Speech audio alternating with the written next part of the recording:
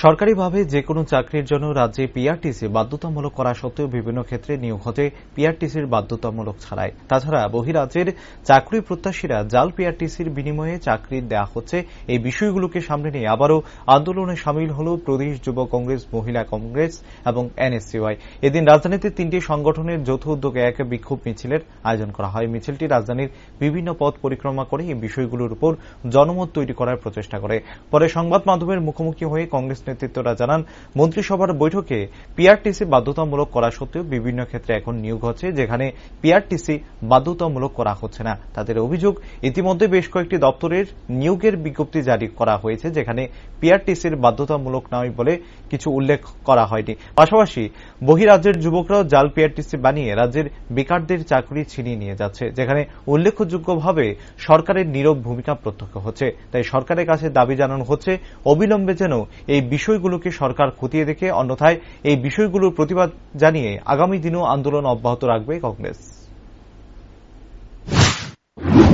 মন্ত্রিসভার সিদ্ধান্ত নেওয়ার পরও এখনো রাজ্যের অধিকাংশ দপ্তরগুলোতে নোটিফিকেশন করা হয়নি এবং কয়েকটি ডিপার্টমেন্টে আমরা ইতিমধ্যে দেখতে পেয়েছি যেখানে চাকরির জন্য নোটিফিকেশন করা হয়েছে বা বিজ্ঞপ্তি জারি করা হয়েছে, সেইখানে পিআরটিসির কথা উল্লেখ নেই এবং আমরা মনে করি এটা রাজ্যের বেকারদেরকে বঞ্চনা করা হচ্ছে বা বঞ্চিত করা হচ্ছে।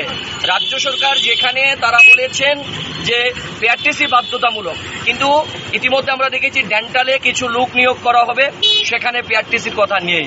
এগ্রিকালচারে কয়েকটা জায়গায় বলা হয়েছে, বিভিন্ন দপ্তরে ইতিমধ্যে আমরা দেখতে পেয়েছি যেখানে চাকরির কথা নোটিফিকেশন জারি হয়েছে, কিন্তু সেখানে কোথাও উল্লেখ করা হয়নি যে পিআরটিসি বাধ্যতামূলক।